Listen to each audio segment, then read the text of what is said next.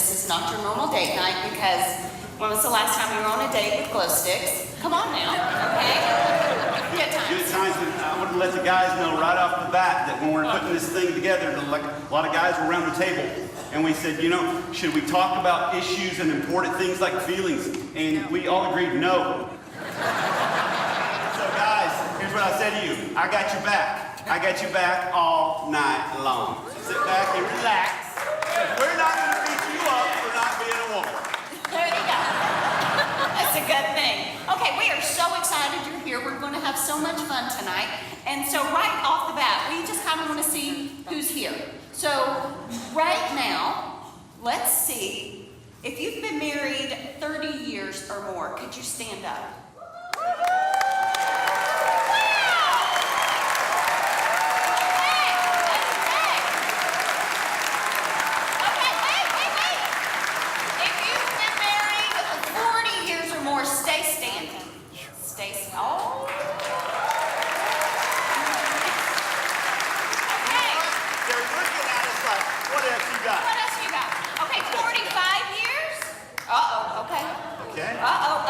That didn't do a lot of good. Okay. No, not a lot of good.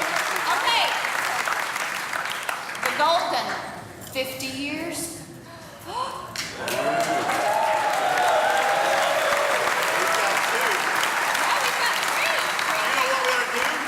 Arm wrestle for us. Arm wrestle? No, we got 1, 2, 3. That doesn't work. Yeah, no, Okay. that doesn't work. You can't arm wrestle All right. 3 people. How many years have you guys been married? 51. 55. They got it. 52. We got our winners. We got our 55. All right. Okay. You know what? We got a little gift for you from our buddy Ted Cunningham, who's going to be here a little bit later tonight. A book called Fun Loving You. And you guys could probably write your own book, right? Yeah. Awesome. After 55 years, they're doing something right. Yes. Okay, well then let's see if they've been married the longest, then let's see who's been married the shortest. Awesome. If you've been married 6 months or less, stand up. Good for you, right there. Right there. Oh! Oh, right there. Right there. Right there. Okay. How long have you guys been married? 2 months. Ooh, can you be 2 months? A month and a half. 3 weeks? 3 weeks. What about you, friends? 2.5 weeks? Okay. Oh. You're veterans. Veterans. I think we've got it over here. If you're measured in weeks, then you win. You know? Awesome. You're gonna get. Hey, you know what? You guys need to team up with our 55ers over here, and I bet you can learn some things. Yes. Tell them what they win. They just won a cool DVD from our comedian tonight, John Branyan, called Wedlocked. Isn't that appropriate? 3.5 weeks. Because you are locked, my friend. Yeah. Here we go. I'm gonna. Okay, so maybe this is not a normal date night, okay? But we're all normal, right? Right? So we're just going to show how normal we all are. If you had, we're going to do a little sit-down stand-up, okay? So right now, if you had to get a babysitter in order to be here tonight, go ahead and stand up. See? There's lots of us. If you left your children with an Okay, wait. Sit down. Sit down. Okay. You're not over there? Now, stand back up if you left your children with an older sibling that might be a little bit iffy. And the man proudly stood up. The mom's going, I'm not owning up to that. You know what? We left our children with a 14-year-old and a German Shepherd for 4 days. It's a good thing. Okay, stand up if you changed your clothes more than once before you got here tonight.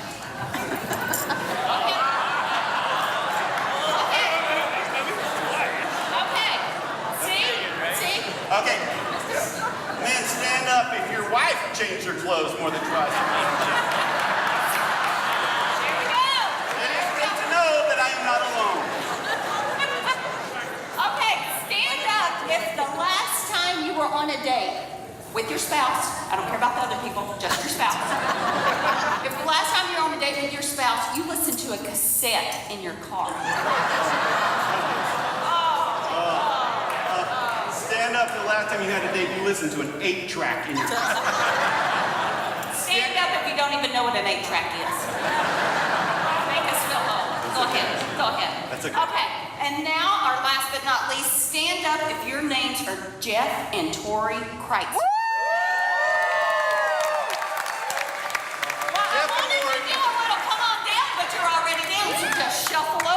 Shuffle over Because to our here's what we have, Jeff and Lori. special VIP couch. Yes, this is what we call the not normal date night lounge. And we've got some things to make this better Yes. for you. A handy dandy blanket. Here, let's take this. Wait. You know what? I forgot. I kind of need to explain Jeff and Tori. Oh, okay. They're rock stars a little bit Yes, around they're- here. If you don't know, She's hiding under the pillow. I got some glowing reviews. Yeah, and she seems so happy to be there. Because you know what? She's serving behind the scenes all the time, and that's what you don't know. So that is you get the honor tonight. Okay, so. Okay. And we have a surprise for you. Tell me, how long has it been married? 16. 16? Perfect. Right answer. Good answer. Okay. You guys need some food? Because we got you some food. We got you some food. Here we come. Let's hear it for him.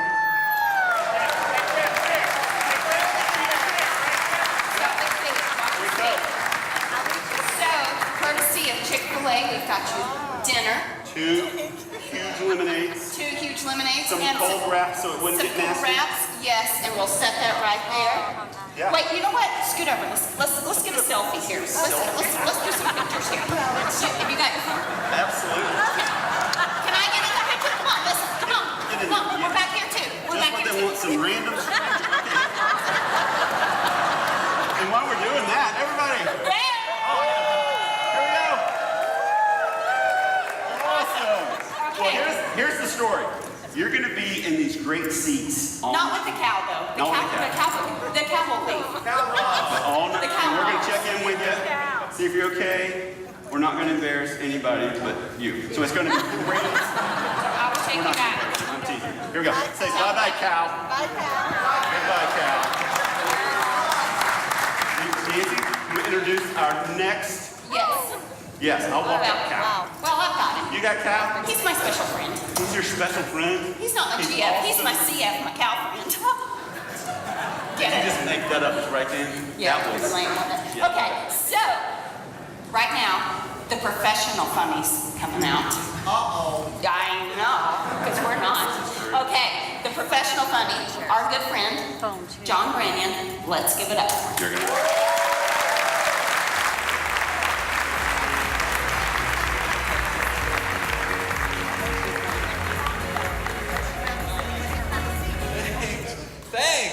Thanks for stopping so quickly with the applause. That's very nice of you to just, the energy is gone now. That's fantastic. Hey, I've been looking forward to this for a long time. It's date night, you guys, out away from the kids, and I'm evidently the only one who's excited about that. Here's my philosophy, and I get this question a lot because I travel around and do comedy in different places, cruise ships and comedy clubs, college campuses, and church. I go to church and do comedy, and you church people, it's not your fault. You can't help it. But you ask questions. Church people say things to me like, I get this question a lot. Do you think God has a sense of humor? That's what they'll say. John, you think God has a sense of humor? I think he made church people. Come on, we're funny. We say, and the problem is, I think, in our culture that we've lost our sense of humor. We just don't have a sense of humor about anything. We get offended first, and then we just stay that way. It robs us of our joy. Christian people, let's face it. I think we should set the bar for the rest of the world and show them how to laugh. Don't you agree with that? Because everything that happens to us down here on the planet in the scope of eternity is kind of a joke anyway, you know? None of this really matters. The stuff that beats us down, the stuff that concerns us, it's not going to matter. Your lot in life, you're a doctor down here on earth, there's no sickness, there's no disease in heaven. If you're a lawyer down here on earth, you probably won't get to heaven.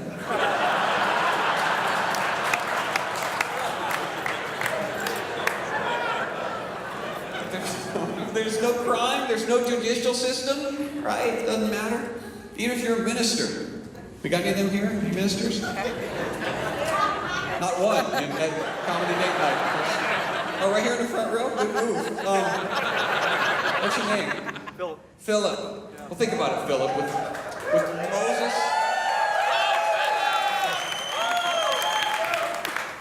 With Moses and the patriarchs, all the apostles, and Jesus up there, do you think they're ever going to ask you to preach?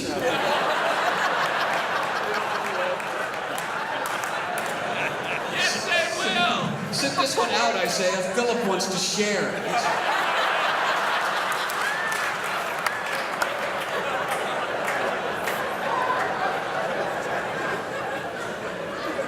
I think we just need to embrace the things that's funny about us, because we do have a sense of humor. God has a sense of humor. That's where we got it from. You know, He gave it to us to get through hard times. Laughter is the cure for hard times. You know, with struggles and strife and marriage, all the things that beat you down. That's what God gave us laughter for. And He manifests that laughter throughout all of us. All of you have got something God put in you. Something stupid in every single one of you. The rest of us can laugh at. And when you cover up that stupidity, you are robbing people of a blessing from God. That's a sin, my friends. Just embrace it. Embrace the stupidity. It's a chance to laugh, a chance to make other people laugh. Christian people, we say stuff. Don't be offended. Just embrace it. We say goofy things like, we're just here to introduce people to Jesus. We just want to introduce people to Jesus.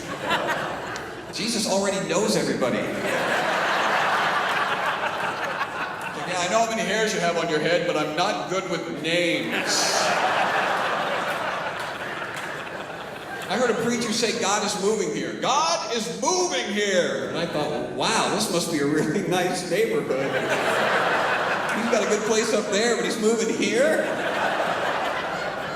Property value is going to go through the roof. Who's his realtor? It'd be tough to be God's realtor, don't you think? Every house you show him, he's going to be like, nope, I'm going to need more rooms.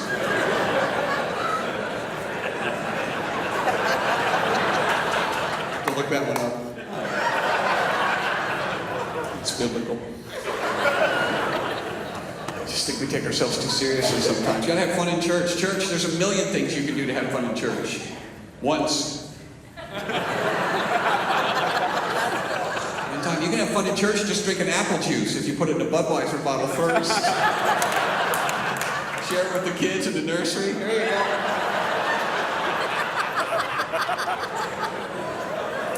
Next time they pass a communion down your road, get one of those paper umbrellas and put it in the cup.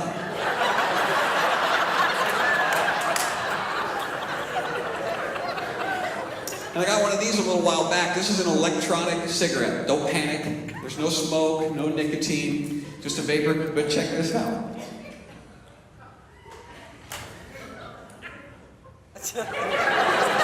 This thing is a blast in the front row of church on Sunday morning.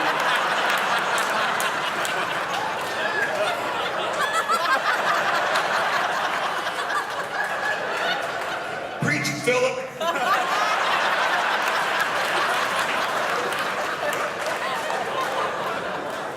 I mean, if we're going to say as Christian people that God made everything, that is everything that exists, including tobacco, alcohol. I don't think He's standing up in heaven looking down going, look what they're doing with grapes.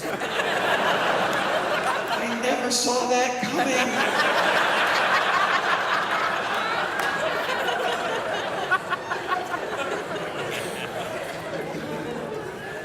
But there are certain places you just don't expect to see a cigarette.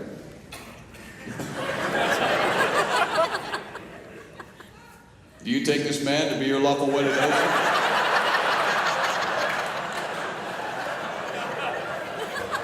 Welcome to Vacation Bible School, boys and girls.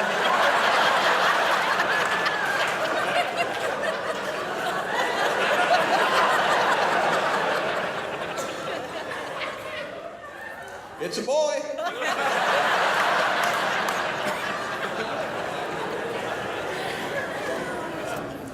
This is making some of you uncomfortable, isn't it?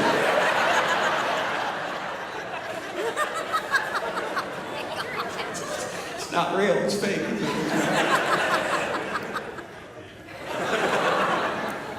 Too far, okay. Here's the thing, I think that we miss it sometimes. I think that laughter is right in front of us all the time in our everyday lives, in our everyday relationships, and we miss it because we're not paying attention. We're so focused on other stuff, grown-up stuff. You know, I'm from the Midwest. I live in Indiana. And that is exactly the right amount of enthusiasm for that. Perfect.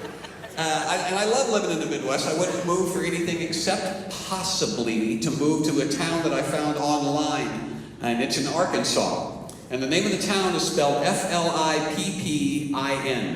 I would move there because everything would be funny at that point. Hey, I'm John, and I'm from Flippin, Arkansas. Damon and I are at the Flippin Church of Christ every Sunday morning. Graduated from Flippin High School. That's my Flippin diploma. Go Birds!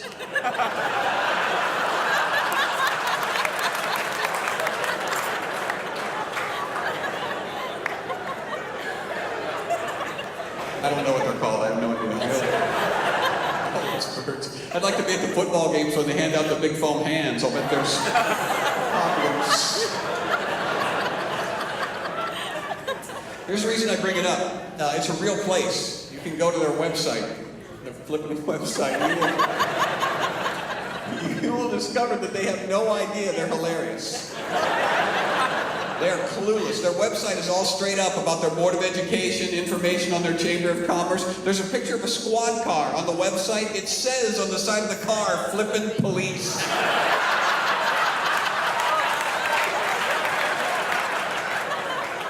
How do you miss that? How do they keep a straight face in emergencies? Somebody call the flipping cops!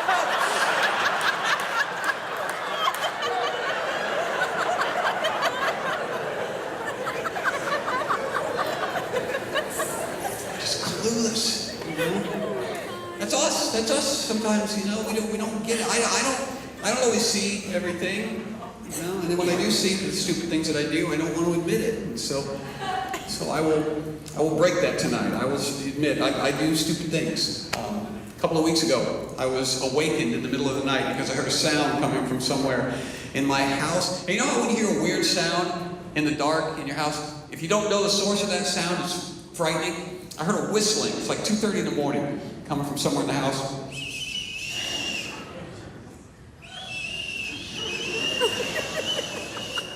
So I nudged my wife to ask her to go look for it.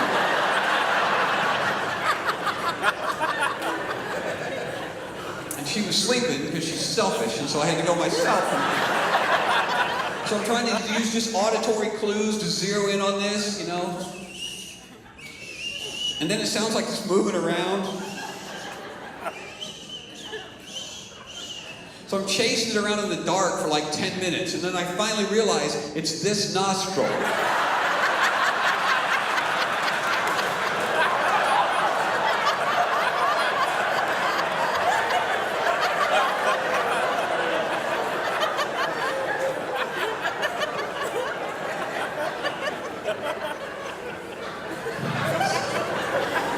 Stupid things, and all of us do it all the time. You ever been driving down the highway past a semi-truck and gone,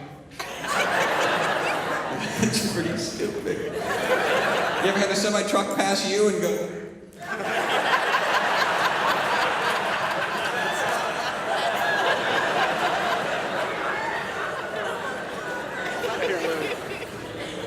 of course God has a sense of humor. Where did we get it from? Look at how He made us. You know, God made us funny. We don't have to be the way we are. He could have made us anyway. And He chose this. I mean, look at yourself. Look at what we do. Look at the person next to you. I know. We do things every single day that are hilarious. You don't think when we sneeze, falls into three categories. There's people like me, and you always know when a sneeze is coming because there's a big crescendo performance in front of it. And I'm like,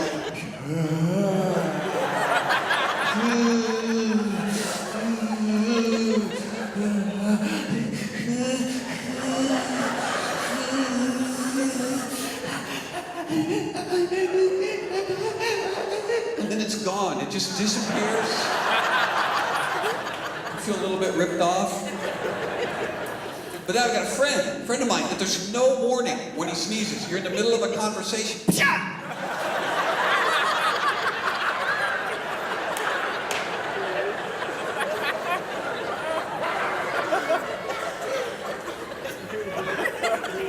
And my sister, Bonnie, when she sneezes, and it's usually women that do this. When Bonnie sneezes, there's a big buildup. She goes,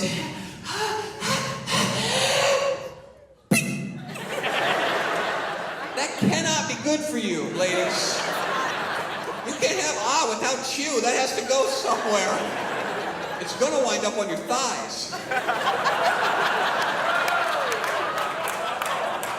That's not cellulite, that's unreleased chew stacking up.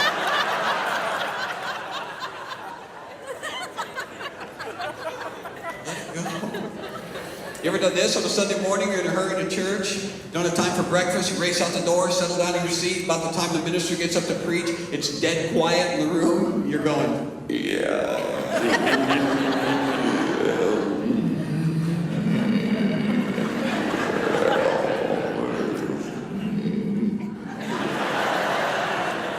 I think that's the Holy Spirit moving.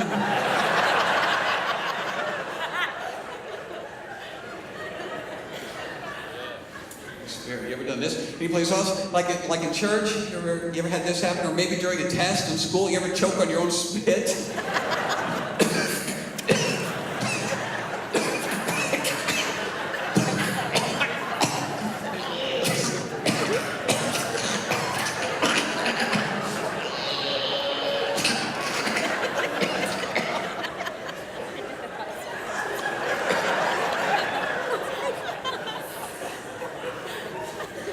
Passing gas is funny. I know, there's people in this room. No, it's not. And with all due respect to you, you are wrong. It is proof that God has a sense of humor. It's divinely funny. It is a supernatural force. It's like the perfect universal punchline. It requires no setup. You don't have to speak the language. And no matter how many times you've heard it before, you will still laugh. I picture God up in heaven after he made man. He's pretty proud of himself, right? Brings the angels over. Come here, you guys, look at this. I made it. It's man. Now, the way I designed his digestive system to work, gas builds up and has to come out. Instead of having it just float out through his pores like I did with those plants, check this out.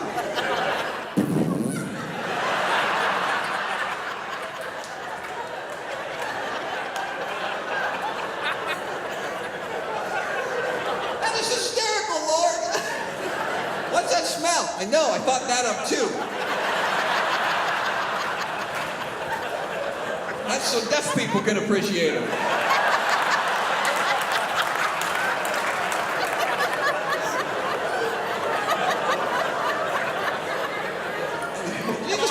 Jesus went around with 12 fishermen. Fishermen. You think they were sitting around campfires? Excuse me? No. James and John were called the sons of thunder.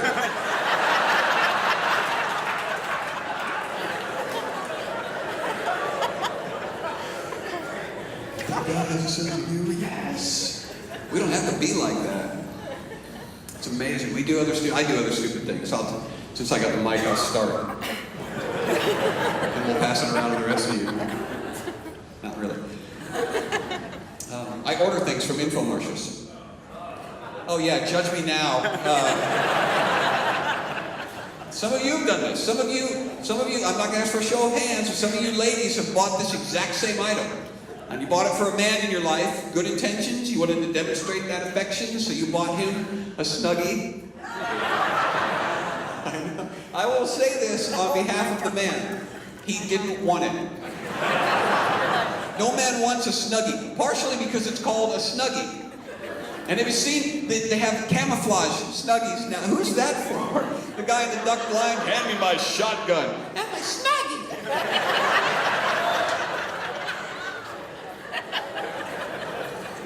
But the reason I bought a Snuggie is because of the half-hour infomercial that they advertise it with. Have you seen it? It's glorious. I've taped it. They have a lady sitting on one end of a couch, and she's got a little blanket, and the phone starts ringing on a table at the other end of the couch. And so she's trying to cover up with the blanket and answer the phone at the same time. And the voice goes, "Are you tired of struggling with those blankets?"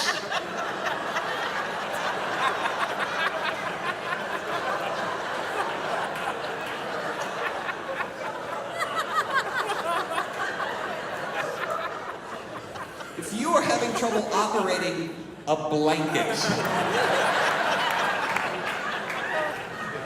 you are going to get that Snuggie on backwards. Oh no, it's a robe! It's not like the picture. I bought our last vacuum cleaner from an infomercial. And I didn't even mean to, but it said, "Order now." Very impressionable. And it's the world's most powerful vacuum cleaner. And I'm sure that's true because it said so on the infomercial. And it's like 3 o'clock in the morning, and I'm watching this program. Because that's when all of your really good vacuum programming is on. At 3. You can't catch it during prime time. You have to stay up late and commit.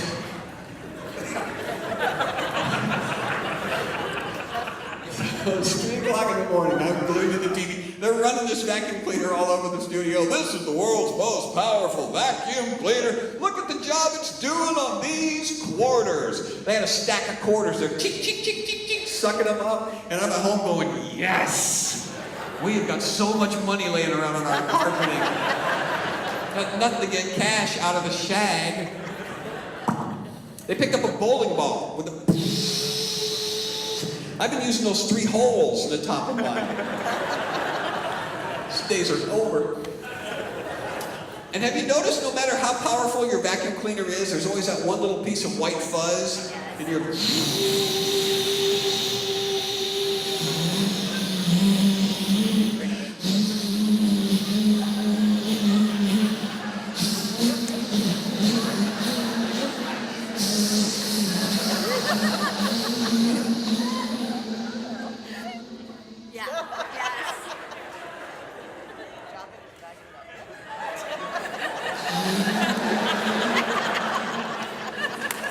That'd have been a bowling ball, I'd have got it.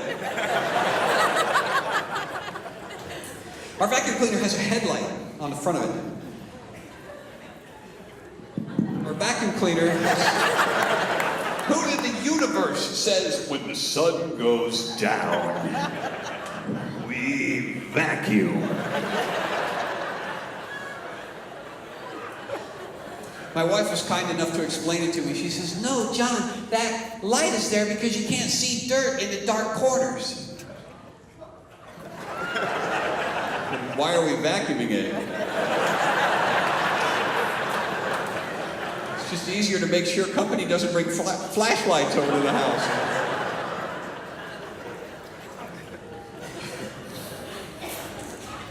Yeah, I think there's other proof that God has a sense of humor is marriage. You know? The whole idea is absurd, really. It's got to be a joke in some cosmic way. What do? I'm going to take 2 people, 2 entirely different creatures with different sensibilities, different ideas, different mannerisms, different ways of dealing with things, and I'm going to make them one. Started with man first, made man. Then he took a rib from that man and made woman. And clearly that was the rib that we used to use to read minds.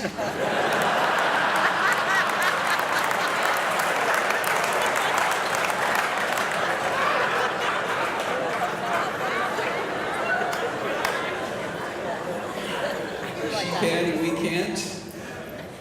And women and men are just entirely different ways of doing things. And that's the problem. We see that as a problem in our culture now. You know, marriages break up, families shatter. For why? Well, because we're different. We're just two different people. We were just so different. We're so different. That's kind of the point. If you were exactly the same, one of you would be unnecessary. And guys, it would be you.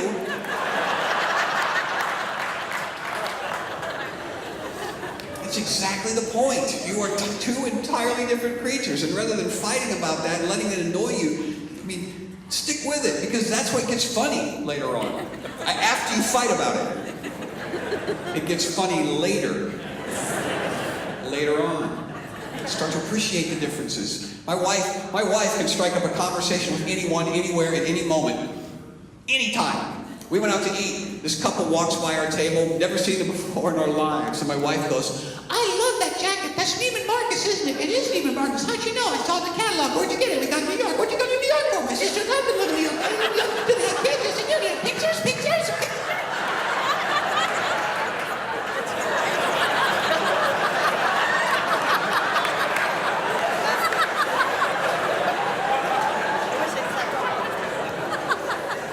The phone will ring at our house, and Lori will scoop it up out of the cradle. Hello? Mm-hmm. Yep, I know. There's no problem, sweetie. All right, hey, you want to do lunch next week? Okay. Yeah, me too. I'll call you. All right, I'll see you then. Love you. Bye-bye. Who's that? Wrong number.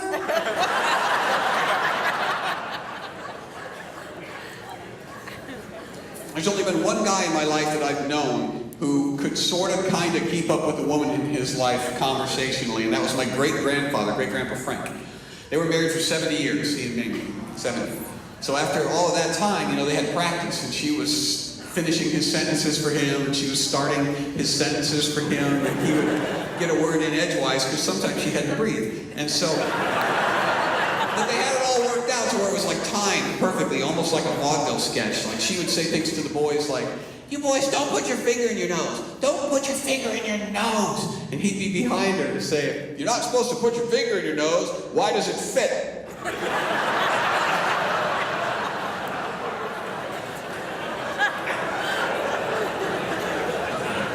Costello thing. But I think what breaks it down is that we don't pay attention to the important truth, and that is marriage is not stagnant. You know, it's not happily ever after doesn't exist, because if you think about today continuing to eternity, because people change. 55 years, was that the record? Who had 55 years of marriage? Who were those people? What's your name, sir? Elwood and Sharon? Okay, 55 years. All right, I'm gonna ask Elwood the question because I know she already knows. 55 years is something to be commended. In one word, Elwood, how do you do 55 years of marriage? One word. Love? Oh, evidently that's right. Love is one word. That's pretty good. Usually I get guys who answer with more than one word. Good for you. I think the word...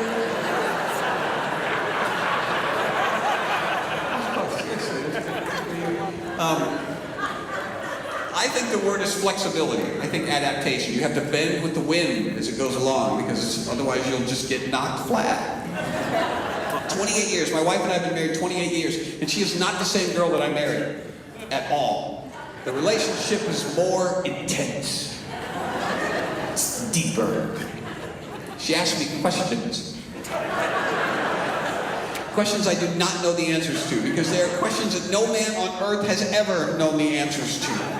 Deep, probing, impossible questions. Like, what are you thinking? I'm a guy. I'm thinking nothing. Nothing. She's a girl. Girls cannot think nothing. That never happens. When her mind is blank, there are still billions of calculations flying through it. Thoughts being considered, angles, colors being coordinated. She's like a 4 gigahertz, 256 terabyte file serving computer. I'm like the little solar calculator that comes free with cigarettes.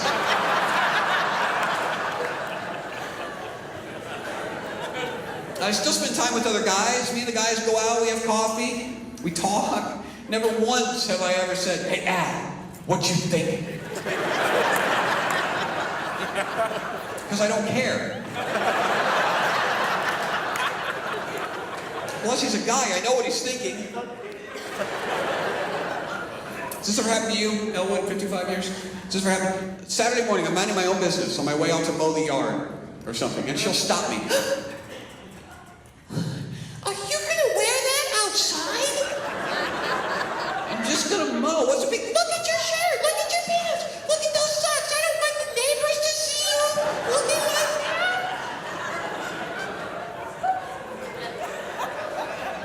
Sunday, I come out the same door on the way to church. She stops me again for an appraisal of her outfit. Okay, sweetheart, how do I look?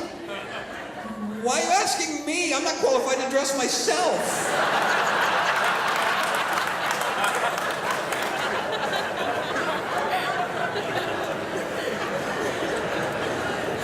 So many things we're not qualified to do, and you don't know that going into the relationship. You don't know that you're supposed to grow into some of these things.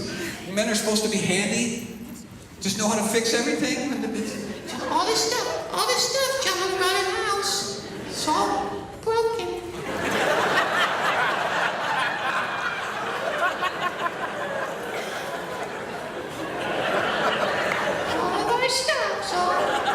All our stuff's all busted. So fix it. I know one electronic repair maneuver. DVD player doesn't work. Microwave's on the fritz.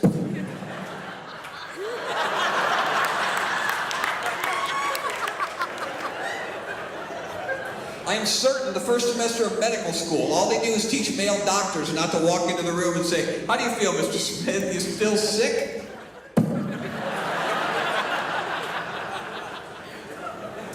She wants to borrow things from me that I never have, ever, like tissue and Kleenex. I need tissue. John, you have a tissue?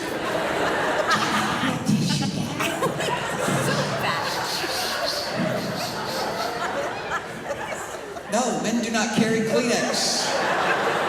To a guy, carrying Kleenex and wearing long sleeves is redundant.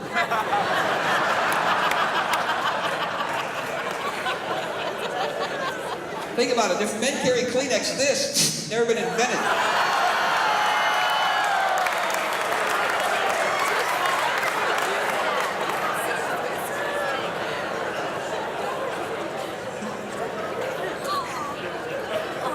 Did you guys high five back there?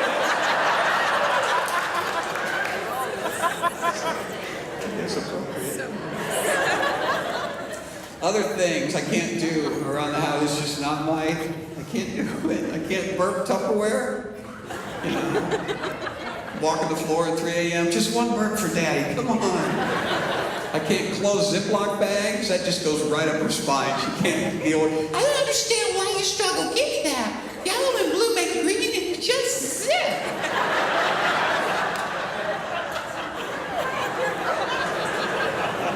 Just zip. It's so easy. She's got dresses that zip in the back. She is that good.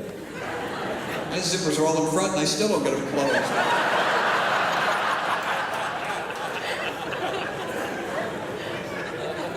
Can't take my own temperature at home when I don't feel well. Just trying to read that glass thermometer. It's like looking into a crystal ball. I handed it to her and she said, "Hey, this is the baby thermometer."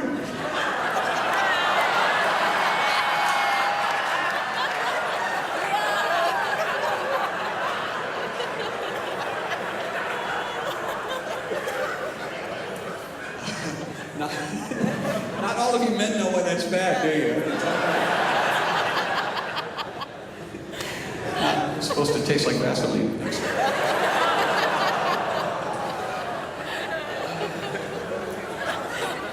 Holidays are stressful. They can be. They can tear people apart if you don't have the right perspective. You know. Remember, it's funny. Differences are funny. The stress is funny. You got the right attitude. You know, I had the idea to take my 2-year-old when our youngest daughter was 2, take her to see the Easter Bunny. My idea. I didn't think we had enough pictures of her crying. I figured out something that's been a mystery to parents forever, which is why is the Easter Bunny so scary to little kids? Well, we also took her to the state fair the prior summer. She toddled up to the rabbit cage, stuck her finger right between the bars, and I was freaking out. "Don't stick your finger in there! Sweetheart, that rabbit will bite your finger off!" Then we took her to the mall where there's a rabbit 5 times her size. Come on, Daddy's gonna put you on the bunny's lap.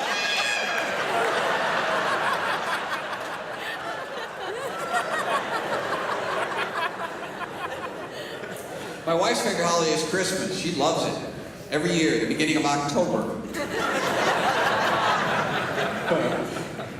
You know somebody like this? Beginning of October, and she's like, what are we going to do about the tree?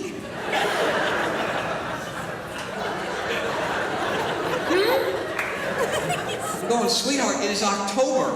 It's been up this long.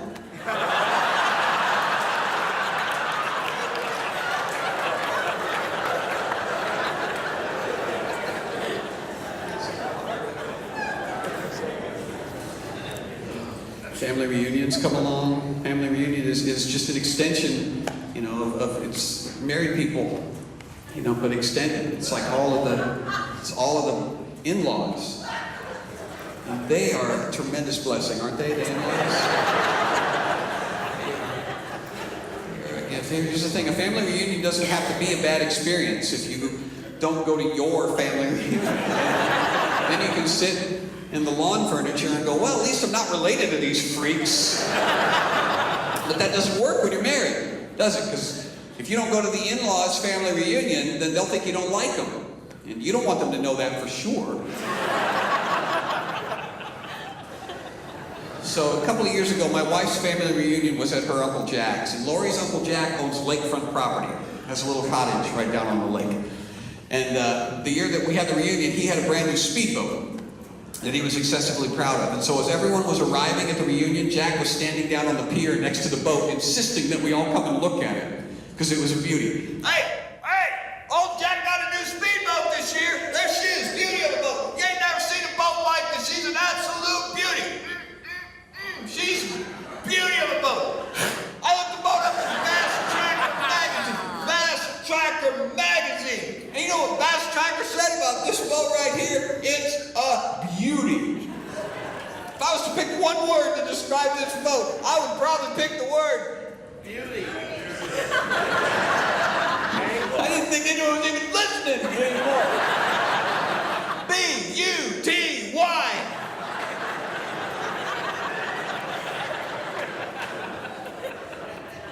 Come here, John. Take a look at that boat. What do you think? Gosh, that is a beauty, Uncle Jack. You bet she is, boy. She'll do 600 miles an hour. Hop in. I'm going to teach you how to ski. So I jumped into the boat. My brother-in-laws come charging down the hill. They're all excited. Come on, get in the boat. He's going to teach John to ski. It'll be fun to watch. He's probably going to die.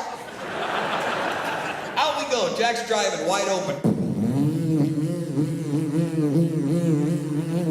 Since I'm brand new to the whole boating experience, Jack is shouting stuff at me as we zoom along so I won't be a scared. Those are just waves, John. Don't be a scared. Those are lily pads. Nothing to worry about.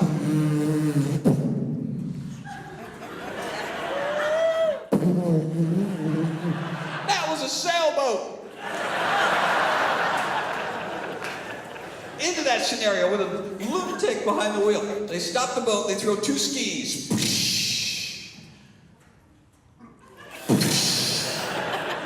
One of you would count. And then, and the skis are one size fits all. Remember that. It's crucial to the story. And then they throw me out in the lake. At that point, everybody in the boat jumps to their feet and just starts shouting at me random pieces of helpful advice for how to ski, which sounds like decapitated, dismembered, paralyzed.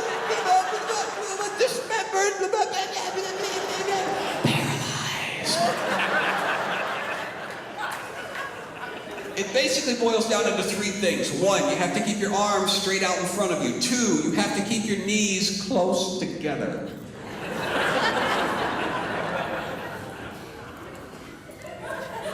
And 3, the first 2 things are impossible. I take hold of the rope, Jack guns the boat. The skis, one size fits all, are gone. I'm face down.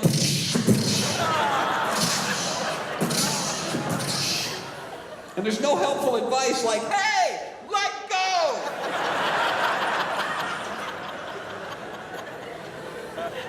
And I discovered that the human nose will hold 2.5 gallons of water. It's properly inserted. After I fell, they made a big circle in the boat, came around, threw me the rope, and everybody on board the vessel is real encouraging, because they're my family, right? They're rooting for me to get up and try again, because they want to videotape the next spectacular crash. That was pretty good for your first time, John. That was pretty good. We were all talking, all of us were talking. We think with just a little bit of practice, you are going to be a great skier.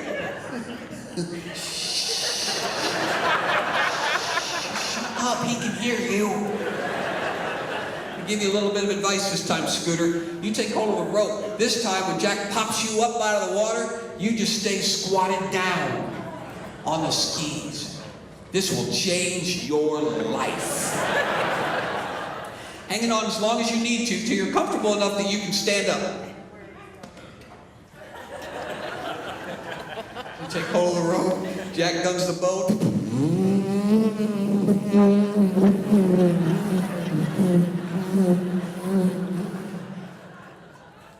And I discovered that I have another opening in my body.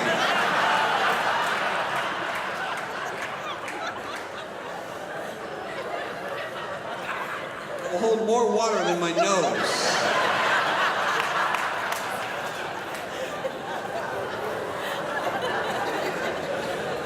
Jack makes a big circle, they throw me the rope, I open my mouth so I can scream, "Get me out!" You can see the tag from my swimming trunks, right?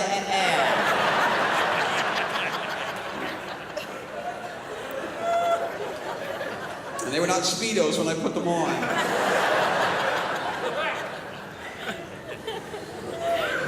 You just gotta embrace the differences. That's where the funny is. The funny's in the differences, the stuff that we screw up.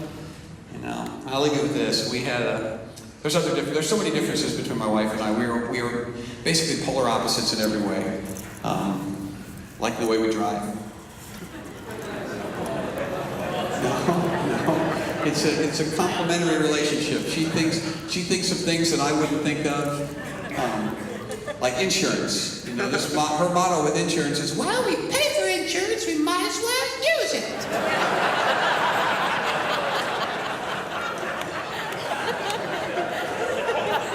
She thinks of things to do with an insurance policy I would never, ever think of. She once hit a deer. I promise this is true. She hit a deer that was already dead in the middle of the road. Tore the running board off the car, knocked the wheels all out of alignment. She was so upset. I'm sorry, John. I didn't hit him on purpose. I didn't get mad. I couldn't get mad. Because you know those deer crossing signs by the road? They always show the deer like this. It never shows them like this.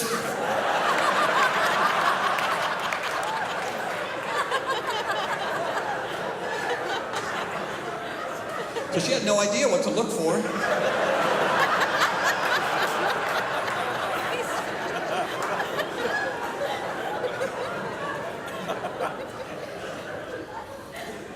And late at night, when I'm driving, you may have somebody like this in your family, maybe a source of tension. Late at night when I'm driving, she will sit up front with me and help me stay awake. You know what I'm talking about? She says, well, it's late at night on a long trip. You're probably pretty tired, aren't you, John? Because it's really late at night. It's very dark. So I would just sit up front with you and keep you company. Help you stay awake.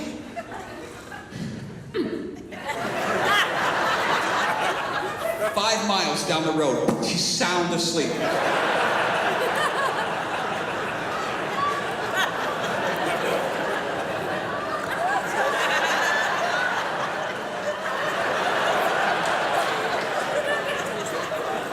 Right next to me, helping me stay awake. Well, this is what I do. Pull into the first rest park that I come to, where the semi-trucks are idling with their lights on.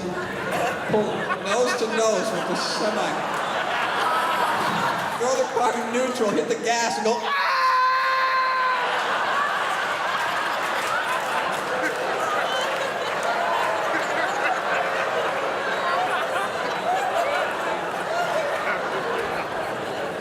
And I just let her drive home. Thanks, you guys. God bless you.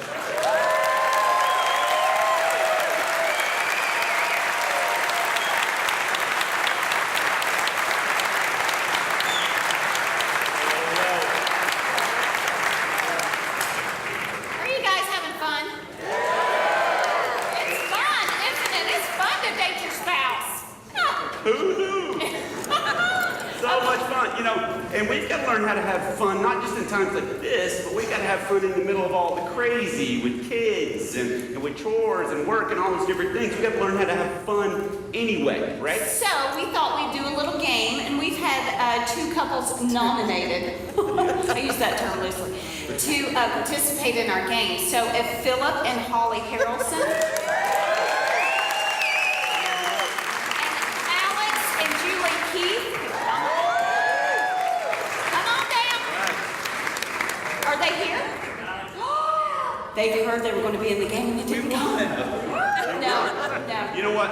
Maybe we should tell them what they're going to be playing for before we get our other couple.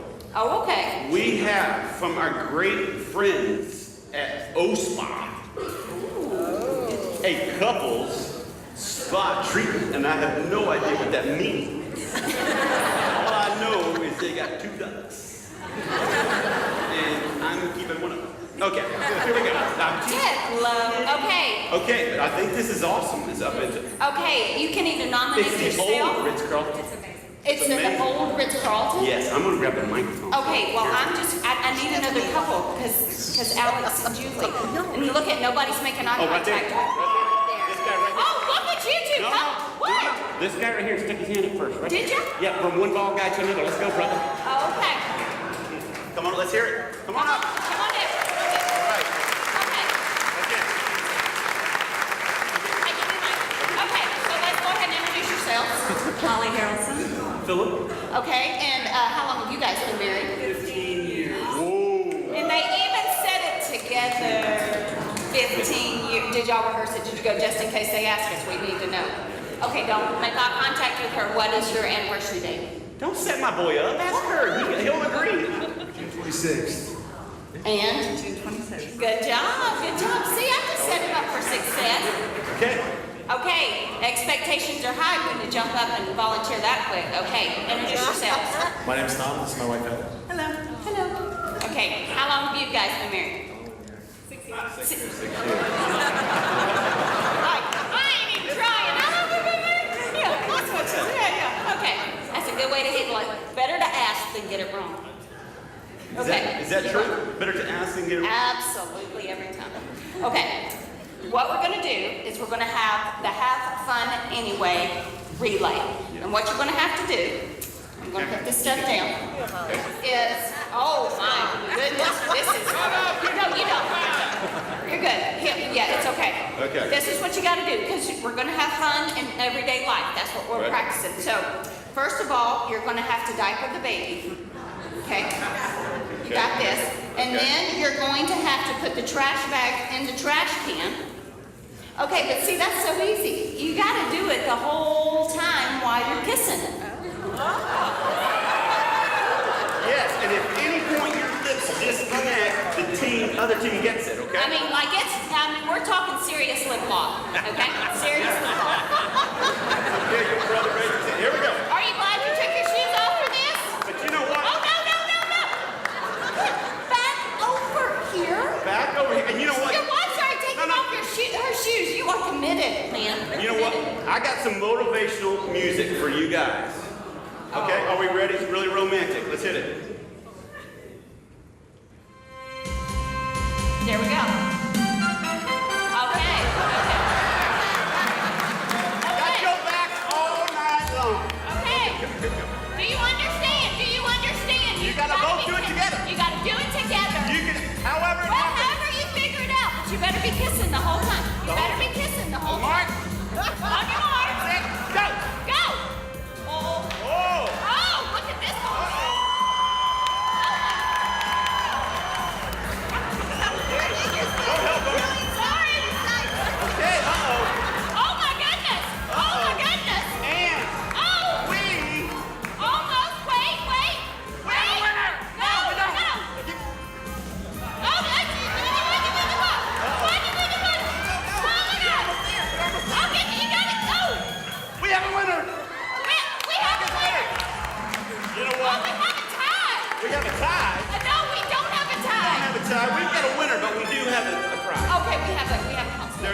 Let's hear it from him.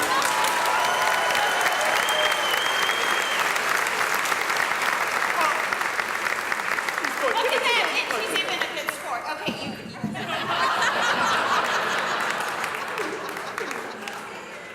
Oh, hurt people over here, yeah. go Gators. Okay. Okay, fun loving you, fun That's it. loving, not taking trash cans. Thank you guys, thank you. Thank you guys, thank you. Oh, Okay. make that stuff up. Yes. Okay. All right, now I think we need to check in on our VIP couple. Is that Oh, okay yeah. with you guys? Woo! And how they're doing? Let's check in with these guys. Okay. How you doing? Awesome. Awesome. Have you Are liked you these lying? seats? They're comfortable. Have you had a good time? It's amazing. It's amazing. Well, has it been okay, hanging out with tonight's 100 people? 825 people. Yeah. Or if you're Baptist, just under 2,000. So we're very excited about that. A night is great, but we hear you guys are very deserving, so we decided to give you a weekend, okay, at an incredible place that started with Chick-fil-A,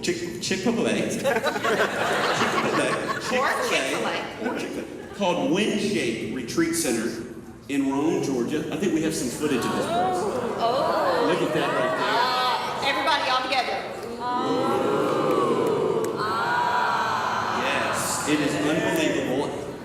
You'll focus on your marriage, you have a lot of time to hang out. It's absolutely incredible. The hospitality's great, and we're sending you guys Seriously? there before we leave.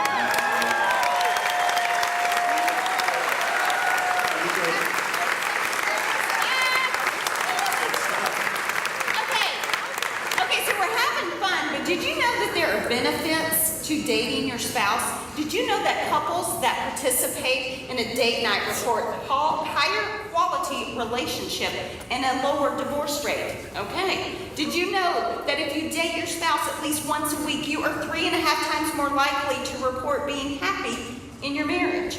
And last but not least, did you know that 90% of the couples report an increase in marriage satisfaction, and they did not clarify where the satisfaction was. But increase in marriage satisfaction that participate in a date night, okay? Right. We are on the right track, people. So We are the on best right way track. to protect your marriage is to enjoy your marriage. Is that good news or is that good news? That is That good. is good news. Right now, to help us do that, I want you to hear from a great friend of ours. He's a pastor, he's an author, he's a marriage guru. He not only makes you laugh, he makes you think about your marriage and your family. Would you please help me welcome Mr. Ted Cunningham?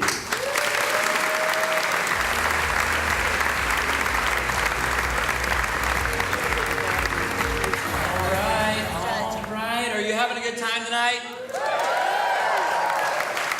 Can I see the hands of all of those who married young? Would you raise your hand? You married in like your early 20s. Anybody here married under the age of 20? Look at that. I married when I was 22 years old. My wife was 21. We had this big issue though. She was just finishing up her junior year at Liberty University, and I had graduated Liberty University. And I wanted to get married and not wait until college graduation for her. So I go back to Fremont, Nebraska, and I walk into the kitchen, and my 6'2" now father-in-law, he's full-blooded Norwegian, okay? He's pretty much a Viking, okay? I can't explain it any other way. I said, Mr. Freitag, could I please marry your daughter?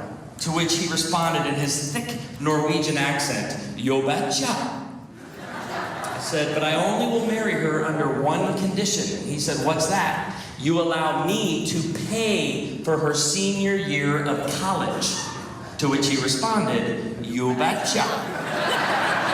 And young guys ask me all the time, how did you do that? How could you afford to pay? It's this crazy little thing we call a job. I was employed. I had parents who taught me responsibility from an early age. And a few years ago, Woodland Hills Family Church is where I pastor. We started about 13 years ago in Branson, Missouri. Anybody been to Branson, Missouri? Okay, usually that's met with, oh, my parents love that place. Okay, so senior community. And what we just noticed with the young guys in our church, they weren't pursuing relationships. They were in their mid to late 20s and just kind of taking their time. And I thought, we need to do something about it. A lot of them read the book, I Kissed Dating Goodbye. They took it literally. Then they said, I kissed marriage goodbye. And it was just done, nothing. And so I started getting passionate about it. I started preaching to young guys. You need to start asking women out. And you need to do it right here in this church. And on one Sunday we even said, if you'll ask a young lady out here this morning, the elders of this church will pay for your first date.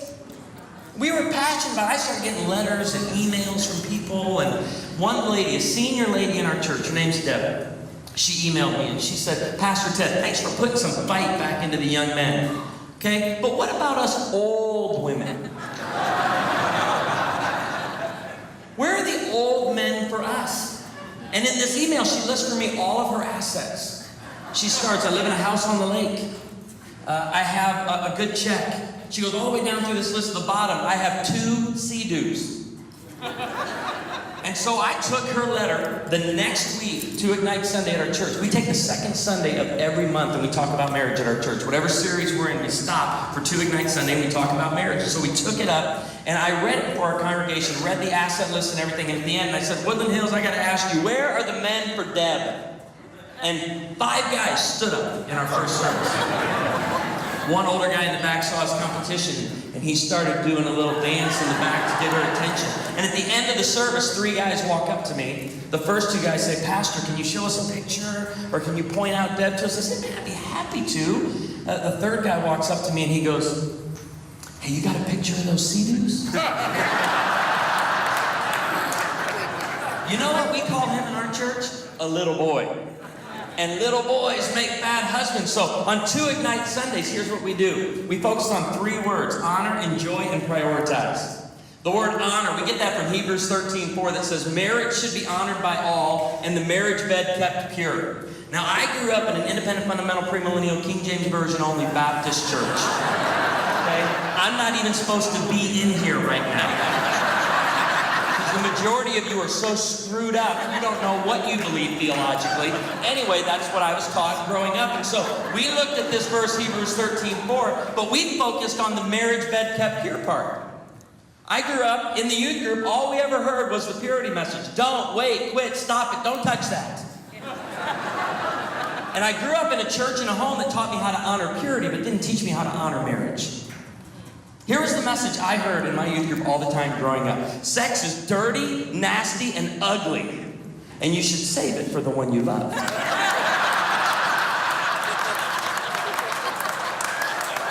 How many of you heard that message growing up? Raise your hand. Yeah, we grew up in homes that never talked about it. And so we want to be honoring marriage, esteeming marriage is highly valuable. So every 2 Ignite Sunday at our church, we want to paint this beautiful picture of marriage for singles, for spouses, for parents. We want to get excited about it. We paint a beautiful picture of it. And I remember, I wasn't prepared for marriage. I'll be honest with you. I grew up in the church. But we thought a wedding is where a switch was flipped and everything was ready to go and you're ready to go. And it just doesn't work that way. We need to start preparing young people to form healthy relationships and be ready for marriage. I remember on the day of my wedding in Fremont, Nebraska, I'm standing in the parking lot of a La Quinta. And my dad, this is the only talk I ever got from him in my life. And it went like this. You got any questions? No, it's too late. And because we never talked about it, sex was always some shame-based, guilt-prone activity to me. And so for the first few years of marriage, it was not healthy. I mean, and it just all this guilt-prone nature inside of me. I'll never forget. 7 years into marriage. 7 years into marriage. My wife one night was in bed reading a book on how men think. It's not a real thick book. You can read it. And I'll never forget her reading this book. She's turning the pages, and I could just feel her. She's getting more and more mad, more and more frustrated. And I'm just like, I told her time and time again, that's the problem with our marriage. You read too much. You would stop reading. We have a great marriage. She puts the book down and she looks at me and she asks me this question. I'm going to ask you a question, Ted, and I want a serious answer. Yes, ma'am. She says, have you ever struggled with lust towards another woman? Now let me teach you something, okay? You start by acting as though you didn't hear the question.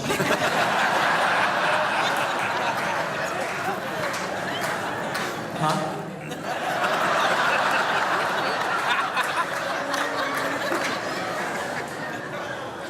Have you ever struggled with lust towards another woman? Tactic 2, you act as though you're regretting sitting on that.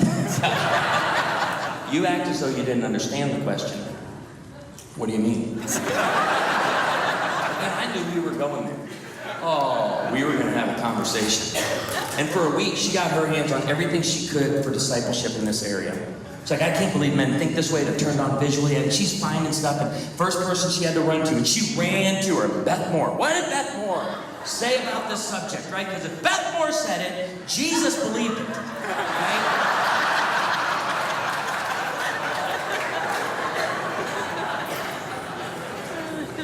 And at the end of the week, she sits down and she says, I'm going to tell you something, Ted. Here's the decision I've made. I will be your only fantasy. I pulled my chair a little closer and said, explain that. What does that mean? And she found this Hebrew word. Do you know what the Hebrew term is for that? Bow, bow, chicky, chicky, bow, bow. I always love note takers at seminars or conference. They're like, bow, bow, chicky, chicky. We do onesies at our church we don't do flowers and children's Bibles at baby dedication. We give every child a onesie or an outfit, and on it says bow, bow, chicky, chicky, bow, bow. So we're committed to this because we want to teach people how to honor marriage. I remember when we started having our kids. We said, we've got to be careful with this message, and we need to start it early. When the kids are growing up and they start asking questions about their body, right? This is where sex education begins. We need to teach them. God made you. He gave you your body. There's nothing dirty about it.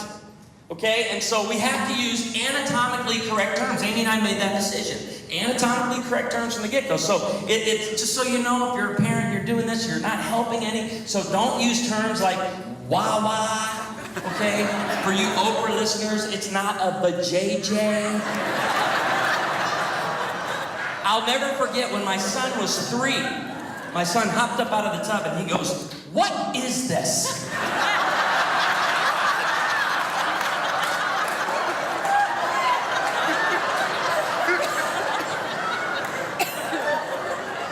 I've already taught you this.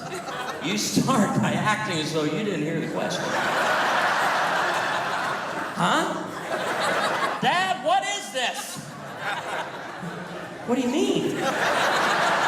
But then I, with the voice and authority of an apostle, I said, Carson, that is your penis. And I turned around and walked right out of the room. How many of you have read the parenting books? You only answer what they're asking. I've always interpreted that to be get out of there as quickly as possible before they can ask you any more questions. But wouldn't you know, that became his new favorite word. Oh, we're sharing it with everybody all over town. We're explaining things. I go pick him up from the nursery at church, and the teacher goes, Pastor, can I talk to you for a second? I go, yeah, what's going on? How's everything at home? Is there anything I need to talk to the elders about? I go, oh, no, is he talking? Well, we told him you can't call people that, been going into this. Well, then we're at Bob Evans, a restaurant in our town. And he's got the placemat turned over and he's coloring pictures. And I look over and I'm like, oh. We're a tourist town, so a tour bus pulls up and all these senior adults get off the bus and an 80-year-old, sweet 80-year-old lady stops at our table and she goes, hi, how are you? What's your name? I'm Carson. Carson, what are you drawing? And I step in. Now, wait a second, man.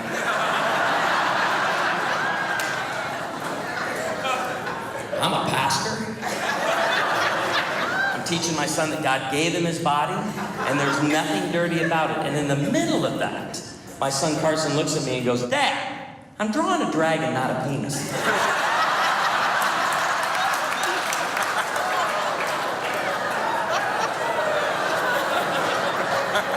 He is not an artist. But we want to teach our kids and paint a beautiful picture of marriage for our kids. Think about it. We tell them the same thing about desires later on that we told them about their body. God gave you desires. But how many parents today freak out when their children begin expressing love? I was ready. My daughter, 5 years old, comes out and gets in the car after kindergarten. Dad, I think Kyle likes me. I was ready like every parent in here was ready. No, he does not. Kyle is of his father, the devil, and a child of darkness.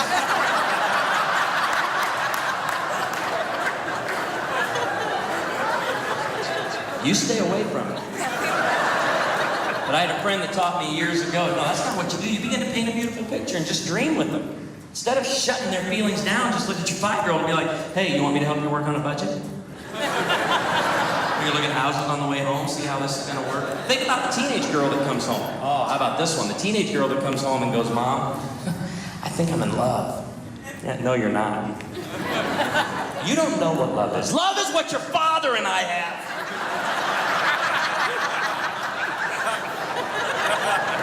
And she says, what? Yeah, I don't want that. What I have is real. What I have is right. So she gets passionate about it. And why do we shut kids down so quickly? And I think this is one reason. This is all in honoring marriage. Esteeming marriage is highly valuable. We accelerate childhood milestones. Have you noticed this? 0 to 10 years old, we push our kids. Go faster, run harder. Reading in school is no longer acceptable. It's accelerated reading. Right? It's the stress of school is amazing. We gotta get you there quick. It's just like, you're like, what is the deal? Well, we had commercials years ago. My baby can read. Who cares? I don't care. We put them in their professional sports career around age 6 or 7. Now it gets real quiet at that one. Sports are normal. Sports are important. Yeah, we get them, and so we go, go. At 10, 11, 12, the tween years, 2 engines that have been placed in them by Almighty God kick in. They're called individualization and separation. Your child is starting to become a little adult. In 1904, we created a term for it. It's called adolescence. It's the gap between childhood and adulthood. But look it up. Historically, biblically, there's only 2 seasons of life, childhood and adulthood. You went from being a boy to a man, from a girl to a woman. And so now we've added this thing called adolescence. I don't argue against that too much, but I argue against prolonged adolescence. Too much privilege, not enough responsibility. We've taken prolonged adolescence and we've just stretched out this long extended vacation, right, from responsibility. We've said, you don't need to grow up. Parents are telling their kids that. Don't grow up. No, you can't get a job. You're only 27. You need more education and more time to find yourself. Think about that. We have a term for it even. It's called independence. We raise our kids in the kid-centered home. We send them out on this track, and hopefully they're going to become adults. And we say, go learn how to be independent. Live by yourself and for yourself. Indulge in yourself, because you got to do that so you can learn how to be successful in marriage. What? And independence has become a socially acceptable term for selfishness. Live by yourself and for yourself. And so it's interesting. We accelerate childhood milestones, and then we do what? We delay the adulthood milestones. We saw this a couple of years ago in our family. Rocky Mountain National Park, we went horseback riding. My daughter was 8, and they put her on a 1-ton beast with 30 seconds of instruction. And they said, this means go, and this means whoa. But what they never explained to her is you do one or the other. You don't do both at the same time. But for 2 straight hours, my daughter went, whoa, whoa, whoa, whoa, whoa, whoa, whoa. And the horse was just going, whoa, whoa. At the end of 2 hours, we had to put the horse down. But when we got off the trail, I looked at my wife. I said, Amy, this is the modern day parent. The reason we're so exhausted and so confused and frustrated, and our kids are exhausted, confused, and frustrated, is because for 20 years we're going like this and like this at the same time. Go, go, go, go, go. No, no, no, no, no. And instead, we need to say, listen, marriage, don't be scared of it. It's a beautiful thing. If you think about it in this term, something else we placed on the prolonged adolescent vacation are the 5 adulthood milestones. And they go like this: leave home, finish school, get a job, get married, start a family. Okay, Elwood Share. Where are Elwood and Share? I want to see where. Okay, Elwood and Share. Guess what? Those were the 5 adulthood milestones of your generation. Those were the 5 adulthood milestones of my generation. The children I'm raising, those are the 5 adulthood milestones. Here's the difference. Your generation completed those 5 milestones in a very short period of time, if not in the same week. Get out, go, do your thing. But now we've taken the 5 milestones and we stretched them out on prolonged adolescence, and we're telling young people, don't worry about marriage. But what would happen if we started picturing a special future for our kids? What if we started dreaming with them and then modeling it as well? Because that's the second word I want to share with you tonight. It's just enjoy. A message has found its way into the church that it saddens me. And the message goes something like this: God gave you your spouse to beat you down and to suck the life out of you so you can be more like Jesus.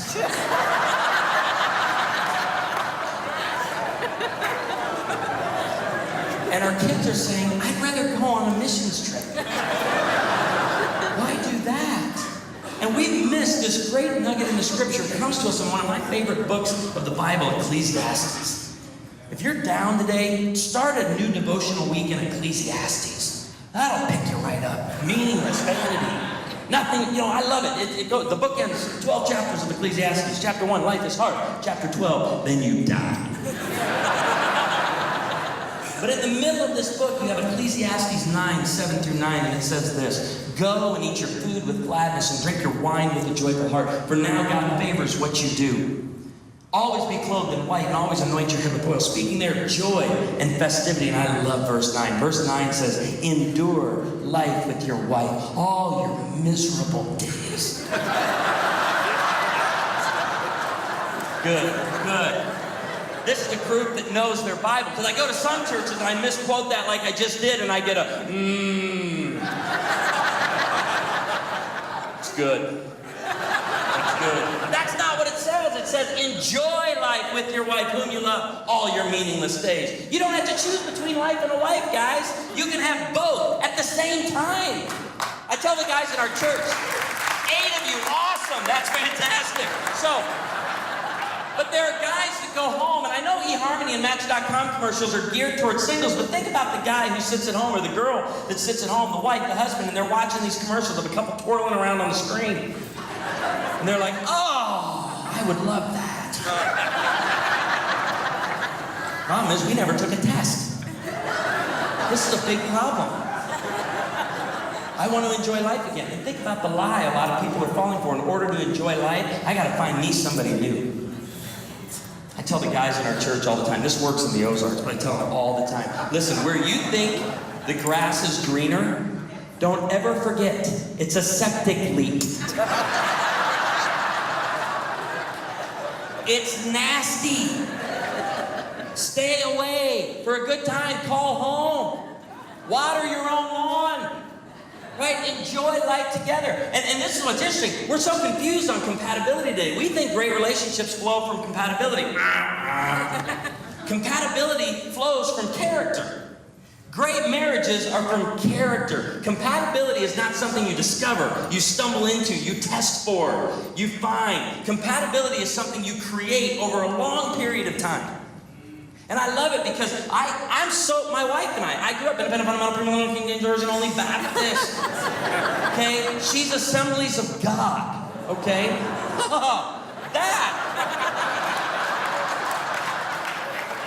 That worked at Liberty. Okay? But when we got married, I didn't realize how different that would be because of guilt-prone nature. You see all signs on the road. Laws to be followed. You break one, you go to jail. God stops loving you. Okay? She sees all signs on the road as suggestions for other people. She's taught me how to cut people off in traffic. You just don't make eye contact. Keep your eyes down when you do this. I grew up in a home that savings was money you put away for a rainy day. She grew up in a home that taught savings was the difference between the actual price and the sale price.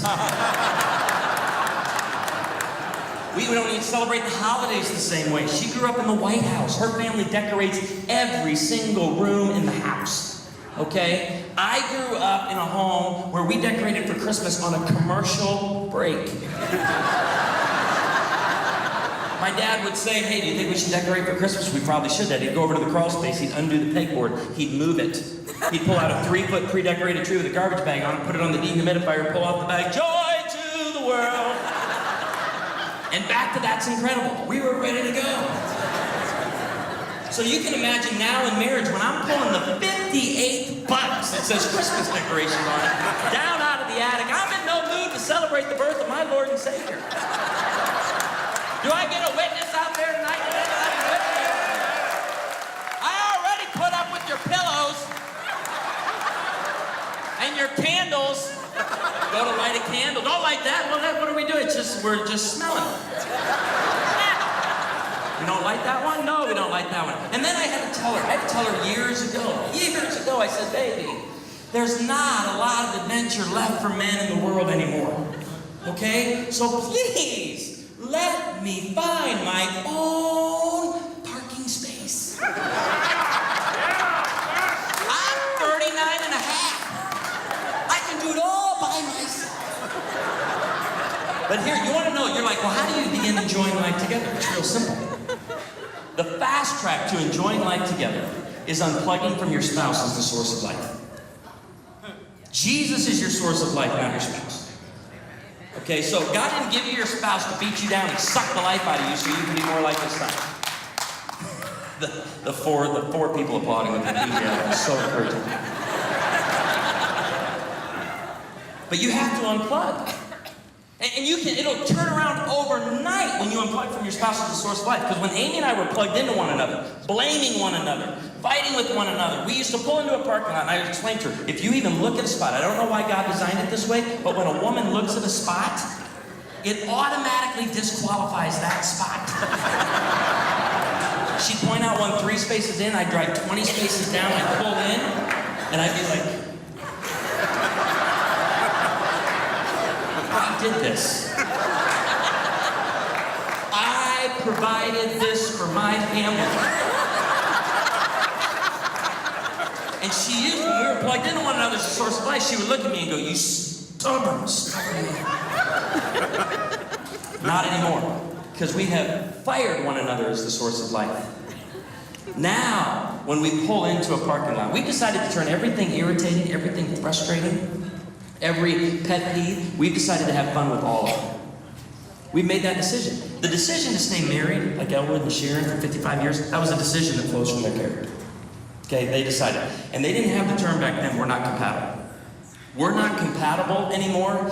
That's an excuse. What you're really saying is we choose to no longer get along. We choose to no longer work at it. And they didn't have that. They didn't have that. And so for Amy and I, the decision to enjoy life together flows from the same place that staying married for 55 years flows from. We've made the decision. We've decided our way into enjoying life together. So now, when we pull into a parking lot, the laws God set up still apply. I can't change any of that. She looks at a spot 3 spaces in. I'm like, I saw you. You did it. She tries not to connect with anything, but now I drive 20 spaces down, I pull in, and you know what she does now? She leans over and she starts massaging my bicep. And she'll say, you did this all by yourself.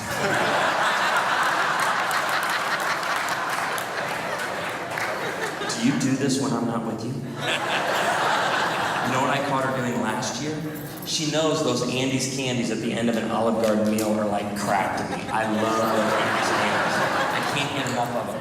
Well, she bought a bag of them, and she keeps them in her purse for when I do something good.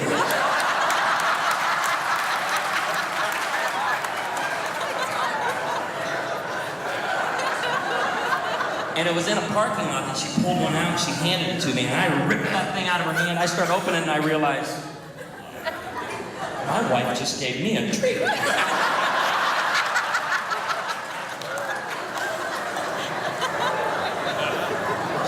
rewarding my good behavior. I'm dog.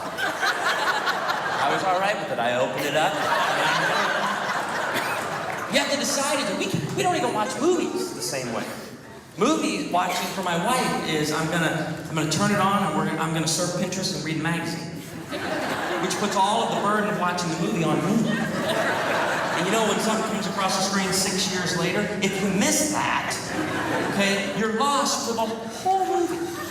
You might as well turn it off. It'll come on. I'll be, oh, 6 years later. Look, real quick, look. No, you might as well turn it off. It's no use. And so we'll be watching the movie. Something will happen, and she'll go, oh, what just happened?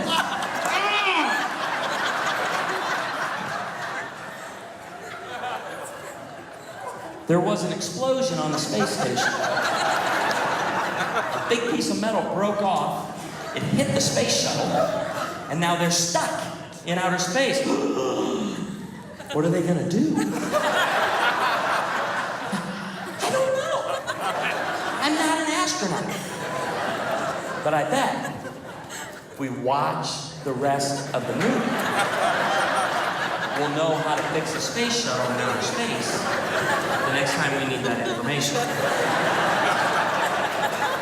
We used to drive down the road. We'd drive through a construction site on the road, and she thinks I have the answer to everything, and she'll go, hey, what are they doing right here? I don't know. I'm not from here, but not anymore. Now when she says, what are they doing right here? I become the construction foreman. I'll tell you what we're doing here. I told him, rip it up, boys. I want 4 lanes, not 2. The drainage, 12-inch corrugated, not 6.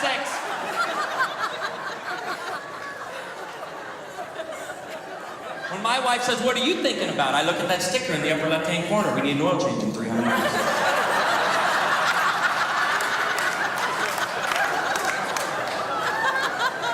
We've made the decision, and you can do it right now. Whatever frustrates you the most in your marriage, start there tonight. Start there tonight on the way home. Honey, what bugs you the most about me? Let's have some fun with it.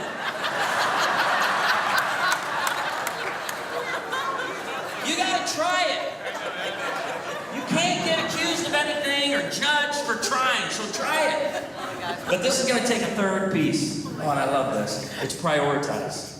Genesis 2:24 says, for this reason, a man will leave his father and mother and be united to his wife, and the two become one flesh. Most of the time we hear that verse, we automatically go to marriage. It's the marriage verse. But it's every bit a parenting verse as it is a marriage verse. Why? Because the first half of the verse says, for this reason, a man will leave his father and mother. In other words, mom and dad, it's our responsibility to make sure our children leave home as adults, not on a journey to become one. We are eradicating the kid-centered home. It's time to eradicate the kid-centered home because according to Genesis 2:24, the bond between a husband and a wife is stronger than the bond between a parent and a child. I first started teaching this in our home when my daughter was 5. She was trying to rule us. I sat her down. I said it real clear. I said, Corinne, I want you to know something. There is only one queen in this house, and you ain't her. And she looked at me with the eyes that said, we'll see.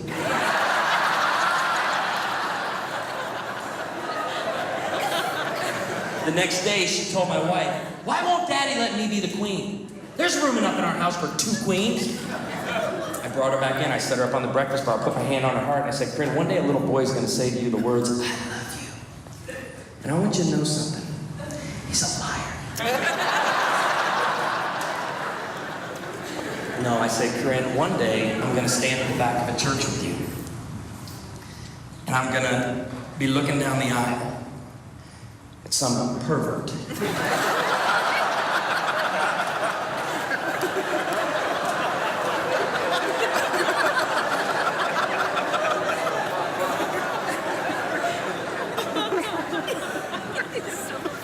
I want you to know something. I'm not walking you down the aisle until I know he loves you as much as me. Say, Corinne, you'll never be my queen, but you're my princess. And one day I'm going to walk you down an aisle. And I'm going to hand you over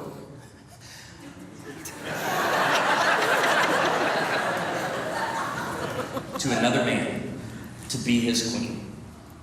And I said, I don't have a lot of parenting skills, but this is my one parenting skill I'm going to give you. I'm going to show you every day the best I know how between now and then. Every day I'm going to try to show you how a queen should be treated.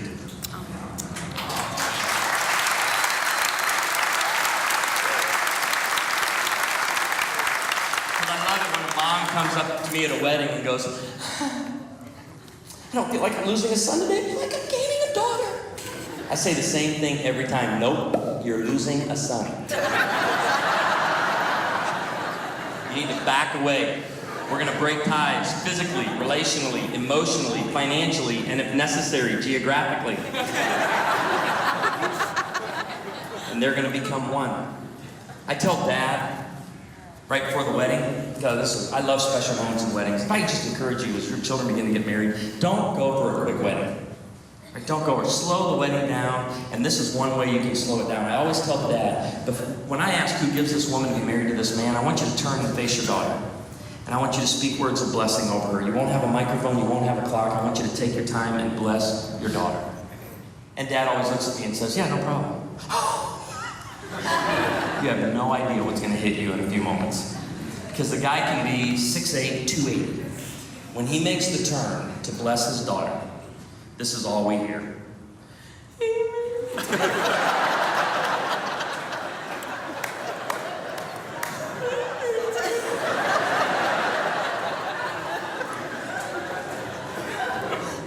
We have to remember, we overlook this parenting skill of a mom and a dad who enjoy life together and prioritize marriage in the home above the children. We gotta remember, our kids see everything we do, they hear everything we say, and then they repeat. They see everything, they hear everything, and then they repeat. My son and I, we love watching YouTube clips together. Our family obviously loves to laugh, and his favorite clip is the German Coast Guard. Anytime he might go home and Google or YouTube the German Coast Guard. And then it goes like this, the guy's being trained day one on the German Coast Guard, and a Mayday comes in. Mayday, Mayday, we are sinking, we are sinking. Hello? This is the German Coast Guard. Mayday, Mayday, we are sinking, we are sinking. What are you sinking about?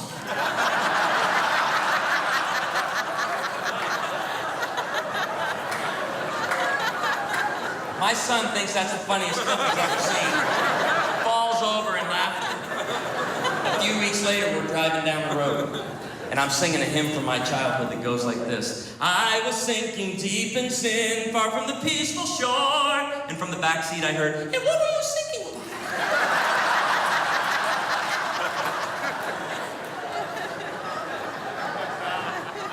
Days, weeks, and years later, they remember. They remember. So I'm going to ask you to do this. Guys, go home tonight. Have a coronation service. Set your kids down on the couch. Stand up, Mom, and go, guess what? I'm introducing you to the Queen. Things are going to change around here. I get tweets and Facebook messages from teenagers all the time that say, we had a pretty good thing going in this house.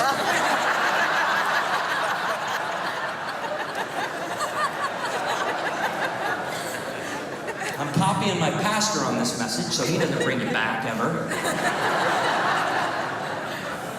I don't know what kind of nonsense you're teaching and preaching over there. Telling parents not to love their kids. That's not what I said. I'm telling them how to really love you by giving them a great gift of a mom and dad who enjoy life together. Oh, what a blessing. So I'm going to ask you this question. It's my favorite scene in a movie when William Wallace walks out onto the battlefield. And he says, men of Scotland, will you run or will you fight? The best line in the movie is when that twerpy fella goes, we will run! And William Wallace says, run, and you will live. But you live without your freedom. And I know that sounds more like an angry leprechaun than it does a mighty Scottish warrior. But can I ask you parents tonight something? Can I ask couples tonight something? When it comes to prioritizing your marriage in the home, esteeming marriage as highly valuable, honoring it, enjoying life together, eradicating prolonged adolescence in the kid-centered home, I'm going to ask you, and I want you to give me a heartfelt response to this. Will you run or will you fight? Fight! Fight! There's a mom going, we will run.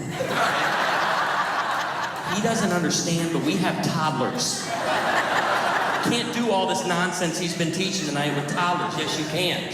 So to the mom right now that has antibacterial product hanging all over her purse, before you leave, you go meet Elwood and Sharon. I want you to meet them because you know why? Sharon let her children pick up cigarette butts and chew them.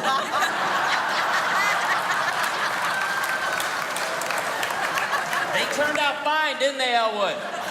Turned out fine. They, when they went on vacation, let their kids sleep in the back window of the car. Now we strap them in like they're going to outer space.